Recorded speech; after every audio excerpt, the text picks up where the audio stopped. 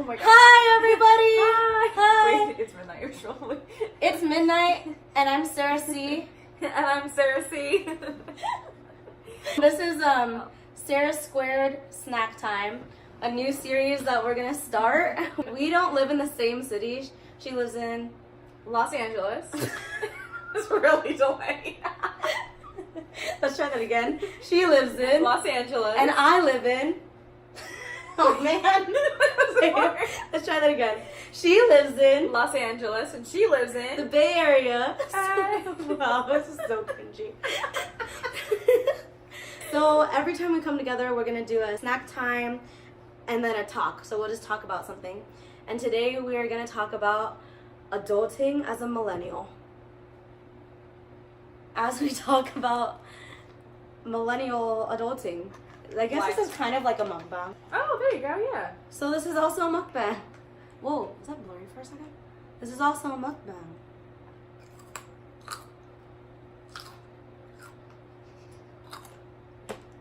Ew. But this is not ASMR, okay? Oh. No, I hate ASMR. I hate it so much. It makes me irrationally angry. Well, that doesn't bother me. It's the people that whisper. I don't like the loud whisper talking that they do. How do you feel about adulting? Do you believe in love at first sight? No. Let's start talking about adulting. So Sarah, you're trying to be an actress. Yes. I took the carrot. You're trying to be an actress in LA. How has that been for you since trying to start this after college? I mean, that's such a large question. Isn't life such a large question? Yeah. I would have to say, I mean, it's good. I think the thing Adulting. that I've noticed quite a bit is just that how much discipline being an adult takes, because there's no one to tell you to do things. You just kind of have to do them. And you're like, but I don't want to. I hate having the I have food at home talk with myself.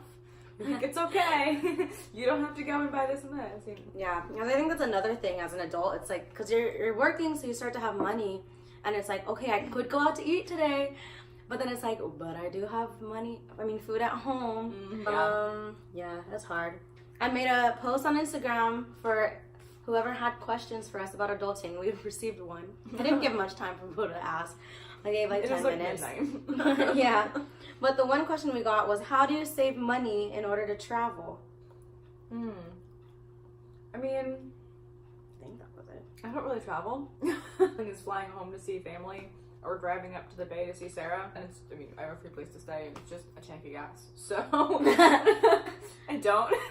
Yeah. If I had money, I would travel, but I don't have enough money to travel. And I have no way to save. That's the thing that they don't tell you is like, it's really hard to get a job that you can save. Like, how on earth do you do that when you're living paycheck to paycheck? Yeah, all the time? especially if you're paying rent, which Yeah. right now I don't. I'm really lucky to live with my parents, but she has this apartment, and so when Yeah. you're paying for rent and food.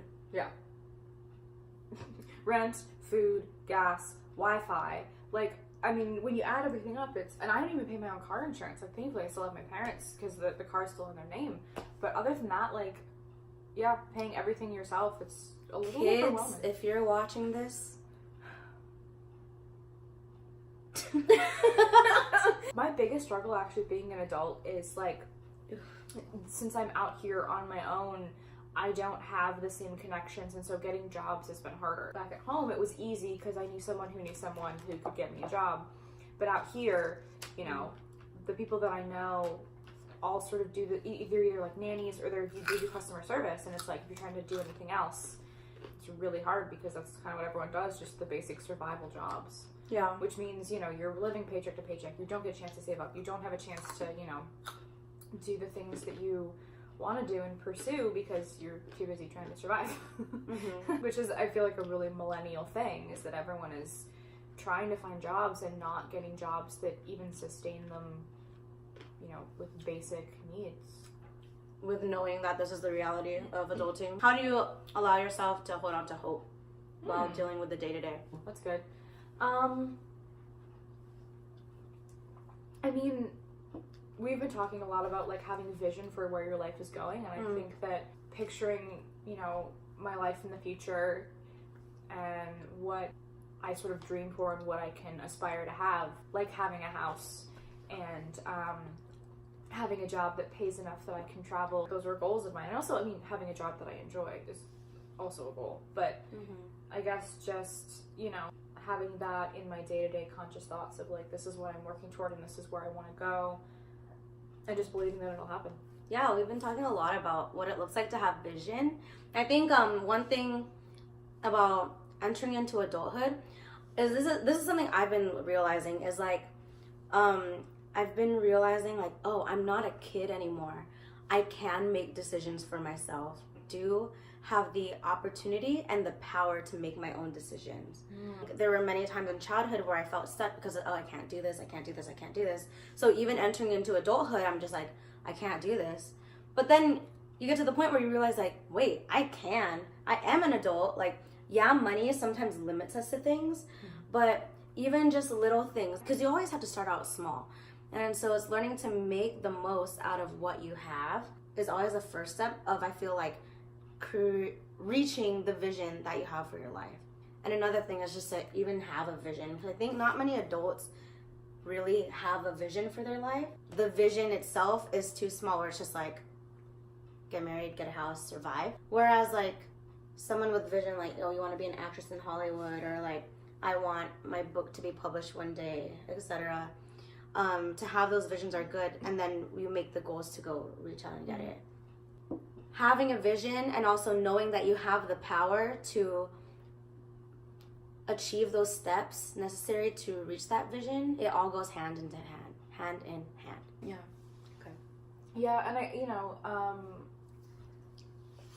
I wonder if some of those people don't allow themselves or give themselves a permission to dream as big as they can because they feel that their limitations get in the way, their experience or their financial status or whatever. And so allowing yourself to dream bigger than your current circumstances and even beyond maybe what you deem possible. Yeah. I'm all like, yeah. I mean, like, I wouldn't go back. I wouldn't take back, you know, I wouldn't go back to college, or I wouldn't even go back to high school. Like, I really do enjoy where I am, despite the financial struggles, despite all of that. Like, I do like taking control of my life in a way that I couldn't when I was younger, when I was in school. It was like, oh, you do this, you check off this box, you do this, you check off this box. And now it's like, I mean, you have to make all the decisions, which can be really overwhelming. I'm like, where do I go? Where do I start? What's the path I take? What? Like, literally how I feel. Like, the first 2 years I was here, I didn't even pursue it because I was like, what's the right first step? Right. I definitely agree. I interned at a talent management company, and that was, like, the closest thing I had to, like, acting-related stuff. But I was here for over a year before I actually started acting classes, before I started doing research into what I wanted, because it was like, I just felt like, what if it's the wrong step, or what, you know, because everything is kind of up to you now. You don't have someone giving you the same guidance, and of course you still have people in your life that do give you wisdom and guidance, but it's, at the end of the day, it's up to you, because it's your life. That's good. And so you can have someone tell you what to do, but it's not going to be your choice, and it's not going to have the same meaning as if you make those choices for yourself, but also then you're left going, wait, is this the right choice? I don't even know. What am I doing with my life? Oh, and that's a whole nother thing about adulting, is that everything is uncertain. Everything is uncertain. Yeah. Yeah. I've been reading something lately where it's like, there's really no such thing as job security anymore either. Like, that's like not a real thing anymore. Maybe it was before, but I don't even know if it is. But I feel like us as individuals, it's so important for us to learn how to step forward in confidence despite the uncertainty. I feel like that changes everything. Too many people are staying stuck because they're too afraid of taking the next step, because the next step is actually unknown. You're taking a step forward into the dark abyss. That's what paralyzed me the first, like, 2 years I was here. And I still struggle with that. Yeah, well, just the fear of, like, unknown, and fear of, like, is this choice going to work out? You know, all that kind of stuff. Yeah, for sure. Fear of making the wrong choice, I guess, was the thing that really held me back when I first started here. Yeah. Because it was just kind of overwhelming as a whole. Right. I have a huge fear of making mistakes, and so, like, it still gets me. So we're sort of in opposite boats where like I am like living completely alone. That sounds really sad. I really like living alone. I like my studio. But you're in the exact opposite boat where you're still living at home. What is that like being an adult and having your identity in, well, not fully, but partially in being an adult, yet still living at home and still sort of in that relationship that might not be... Sure. What a question. See, like, I will preface, like, living in California, especially living in the Bay Area, so many people, like, live with their parents because there's, like, no way out. It's too expensive. It's so expensive to have your own place in the Bay. For me, well, going back into it after college was really difficult because I was, you know, living in Washington State, on my own schedule, had lived in Hong Kong, so I just didn't have to really care about anything. Mm-hmm. But moving back home, it's like, to be honest, I always do have to consider, like, the fact that my parents are my parents, and so they're always going to worry about me. So, like, sometimes they won't sleep, or they have a hard time falling asleep until I come home. Sometimes, yeah. And so, it's hard because, like, sometimes with the work I do, sometimes I come home really late, so I can't control that. Other times it's like, okay, I'm 24, almost 25. I want to live my life while I'm young before I have a family. Mm-hmm. So I also have to consider that because it's part of taking care of myself, to be honest, is like making those choices to have fun, to live life. I think there are many aspects where it's like, okay, how it's all about finding a balance where how can I take care of myself, take ownership of my own schedule, and be okay with the fact that I am an adult trying to live my life while also considering their feelings. It's hard because honestly, especially as like a Filipino American, just like we also see things differently. Like me and my parents will see things differently. So I think I'm being considerate and then they think I'm not. And so it's a lot of stuff to try to figure out, and it's very messy. It's not easy. But at least what it has looked like for me is just finding balance with the whole, okay, I'm an adult, but how can I love and respect my parents while living in the house? Sometimes for that it looks like cleaning the house, cleaning the common living room space. I'm still working on it. Sometimes like get tired, you know. Life happens. But yeah, I think that's what it looks like for me. Okay. I haven't lived with my parents since I was 18, except for like staying at home over the summers in college. But other than that, like Do you miss living at home? Sometimes. This last time when I was home for Christmas, I was like, oh, I don't know if I want to leave. Like, this is really nice. But I think if I were to live with them, I'd be like, yeah, I want my own space again. Yeah. There's so many days where I want my own space and I'm just like, okay. But that's the reality of so many people. Before a lot of my friends got married, they were all living with their parents because it's just so difficult to live on your own unless you take the leap and move half across the country. Like a lot of my friends and I did. It's just, that's the reality for a lot of millennials, is living with your parents.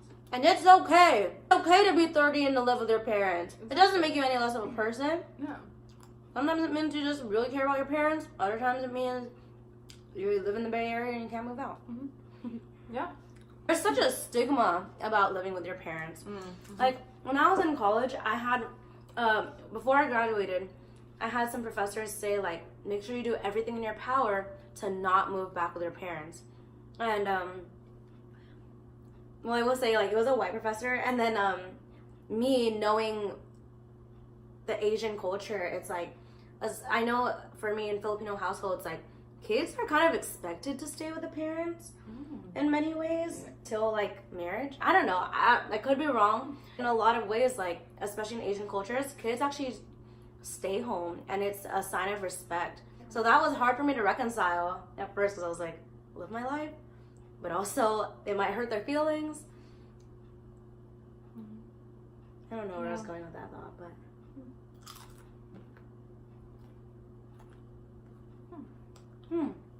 How are you guys doing? I know a real adulting question. Droid or iPhone? Leave a comment below. Oh, I have a question for you. Okay. We talked a little bit about this, but do you think it'll be possible for you to own a house at some point? Definitely. Part of that is like having big vision and like being confident. For me, it's a lot of faith. I have to talk about my faith because I know like on my own I can't do it. One thing for me is that like for the past year I was like, God, you're gonna bless my finances, like you're gonna do it. But then I didn't do anything. Like I didn't know what to do. I felt called to full-time ministry, but I also wasn't like managing my money well. And so it's like I can't expect an increase in finances if I'm not stewarding what I have well. And so it wasn't until this year where I started really like, okay, I need to like tithe, and I need to focus on where I spend my money and not buy boba every single day, sadly. Adulting. Yeah. And just recently, through an opportunity that's coming, my kind of hope for financial increase has like been renewed. And so I'm like, you know what? If I work hard and if I continue to stay in what I believe to be the will of God is, where I know like everything I'm doing is dedicated to Him, like I feel that I know what God is calling me to do and I stick with it, I really believe that God is going to do the rest. He will open up doors and opportunities that will be so clearly from Him, because certain opportunities like I just can't get on my own. And there are doors that open where it's just like, wow, how did this happen? And I believe it's those opportunities that will bring the opportunity to have home. But I strongly believe that that will only come if I stay rooted in God and rooted in the things that He has called for me, while declaring my belief in what God is going to do, that He's a miracle working God, and then managing the little that I have until that time comes. One thing is that in 2017 I went on a mission trip to Colombia, and to me this is like so God, where He felt called to, he's a pastor, He felt called to just do youth for Christ. So there's no salary with that. Everything He has is just through the giving of others. Someone gave Him a house, and so like, wow. And He uses that home to house youth and to have meetings at His house. To me, it's just like, wow, there are even creative ways for God to answer the prayer for a house or for whatever it is we're praying for. Like those opportunities that are clearly from God. Someone could give you a house, but it's because God knows like, oh, you've been faithful with little, so here's more because I know you're going to be faithful with that. Cool. Yeah. What about you? House in Beverly Hills? House in LA? I mean, ideally, yeah. Well, your dream is to go to London. You want to share a little bit about that? Yeah. I studied in England my junior year of college, and it was a really intense dream for a couple of years to go back. And I still do want to go back, and I want to do sort of a part-time there, part-time here kind of thing. Like, I'd love to work like on a BBC show or something, and then also work here in LA. It's like the ultimate dream. But if I were to do that, I don't know, unless I was incredibly successful, I don't know if that would be a reality to like purchase a house. I'd probably like rent in both places because London real estate is so expensive. So if that were the case, then I think I'd be fine renting until I was, you know, going to decide to settle down in one city or the other. But I mean, yeah, I don't want to rent for the rest of my life. Own something. Whether that'd be like an apartment or a house, I don't know. Or maybe like a condo. Because I never want to like, something where it's like slightly, like, I don't hear people through the wall. I really like that. Have people over and not have to worry about being quiet at 1 a.m. That sort of thing. It's like 1 a.m. right now. Exactly. Here we are having an interview. That's fine. You were talking every once in a while, and I was like, are they gonna know? But then again, they had like drunk saying really loudly next door, and I can hear them snore. So like, you know what? Welcome to adulting in the middle of. I can be loud. Did you hear that? Blah blah blah blah. Yeah, I tried to say millennial. Adulting in the millennial world. Yeah. Ruined your continuity by switching my hair. You're welcome, future Sarah. Ooh, I have one. Ooh, okay. How do you stay sane when everything is going wrong? I cry a lot. And Amen. then, honestly, community. People around me encourage me and support me and love me and are there for me when I'm having a really crappy day. Because I'm not the greatest at like sharing if I'm having like a bad day, but usually if I go and hang out with someone, it just automatically makes it better, so then I'm fine. There. Community! Exactly. I've talked to a lot of my friends back in high school, or my friends that I had back in high school, when we would like meet up over the summers and stuff in college, or I guess after college. One of the things that excuse you. What? I'm talking and you're on your phone. I'm still I'm listening. kidding. Trying to see if there's another question. Oh, and so like I was saying, when I meet up with my friends from high school after they graduated college, they were talking about how like it's kind of hard to make friends once you're not in college because, you know, you either have friends from work or like, you know, how do you go and make friends as an adult when you're not forced into a dorm with a bunch of people? That's a question we need to talk about. Finding friends as you know, go into the world, and you have to get involved with things, I guess. Yeah. That's probably the best way to do it, because like, yeah, through my acting class, through doing background acting, through, you know, Hillsong, through just all this random stuff that I was doing, that's how I, you know, got a lot of the friends that I have now. Well, what advice would you give to people who like don't go to church or don't have like acting classes or school, or they just have their 9 to 5? In like a hobby or something, or like take yoga. I meet people in your yoga class, or like take class at like a painting class or something. Be bold. Something where you can like maybe learn something new. Yeah. And also like get people to hang out with, or do like some what are those like sports for adults that you can do? Sports for adults. Well, no, I know, but I mean like it's like a community thing. I don't know what they're called, but that's the thing. Yeah. Be bold and get out of your comfort zone. Exactly, yeah. Which I know can be scary and hard, especially if it's, you know, not a city you're familiar with or whatever, but 10 out of 10, I just recommend, like, going and hanging out with people. Yeah. Doing something, not just, like, going to a bar, but, like, going and... Although you can. I mean, yeah. This is my new adulting thing. Adulting! Alright, well, so Sarah, what are some of your final thoughts for this adulting over snacks talk at 1 a.m? It's great that I can do whatever I want, but it's also terrifying. And just make the best of it. Yeah. Like, it's really cheesy, but do what makes you happy. Pursue, whether it's in your hobby life or in your career life, like, do something that, like, brings you joy. Because if you don't have that and you're working that 9 to 5 or, you know, whatever kind of work that you do, and you don't love it, and then you just go home and you sit around, like, you're not gonna feel fulfilled in your life. Actually have a goal and pursue something that you enjoy and that you love, whether that's, I don't know, crocheting or archery or, you know, career, you know, being an artist or something. Find something that you love and do that. Yeah. I don't want to say you're not going to be happy, because that's depressing, but... Because happiness is a choice, but... yeah.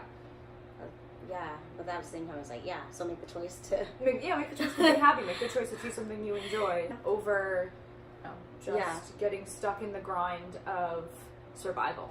Yes, that's so good. Don't get stuck in the grind of survival. Yeah, it doesn't sound very eloquent, but it's cool. But it makes sense. It's true. My thoughts for anyone watching this is just, I think mindfulness is so important. It's not something we're really taught in school, and no one really teaches us in adulthood.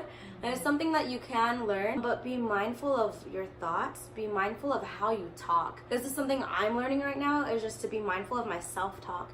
Because, yeah, we can have vision, we can have goals and dreams, but if our self-talk is super negative, how can we achieve those things if our constant thoughts are, I can't do this, or like, this is hard. Enemy. Yeah, and that's definitely my issue, is that I've always been my worst enemy. Yeah. But, yeah, like, I think even just having the term adulting, everyone automatically is like, oh, adulting sucks. Even that is negative self-talk.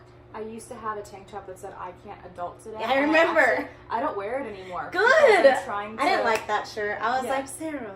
At the time, I was like, oh, like, adulting is so hard. But now I'm like, you know what? I've been doing it for a few years. I'm fine. Like, it's not the end of the world. But I think there is sort of the negative mindset of, like, you know, being an adult is hard, because being an adult is doing the things you don't want to do and doing the things that are difficult. But it all depends on how you approach it. It's all about the approach. That's good. But there's something that I saw, oh shoot, I don't remember his name. It's fine. The guy who was Jordan Peele's like comedy duo partner, the Aaron guy. Okay. Sorry, I don't remember his name. Link below. He was talking about how, you know, you need to look at the challenges that you face as opportunities, not as problems. Because if you see them as problems, then it's going to be like hitting a wall. But if you see it as an opportunity, it's a chance to learn and to grow in some way, shape, or form. And I feel like once you like leave college, it's really easy to not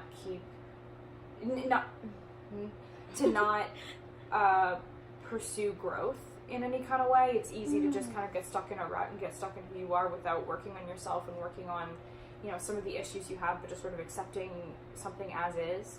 And so to be mindful of keep moving forward in your own personal growth, whatever that looks like, because that looks like it's different for everyone. I feel like that's definitely something that is really important to do as an adult. Amen. So good. So all of that and mindfulness and self-talk, and learn to see the positive in everything, even in your setback. Circumstances are opportunities. I always say that setbacks are like, oh my gosh, just imagine like the arrow. It's like you're being pulled back so that you can be launched forward.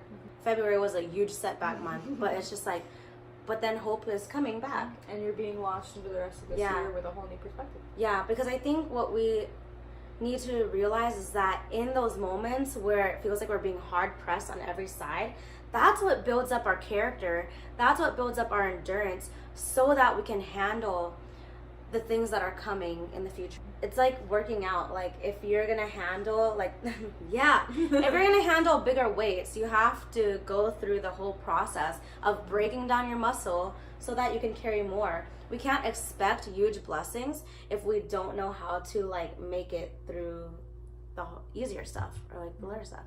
I think my pastor is always saying, like, if you can't handle like these battles, how can you handle the bigger ones?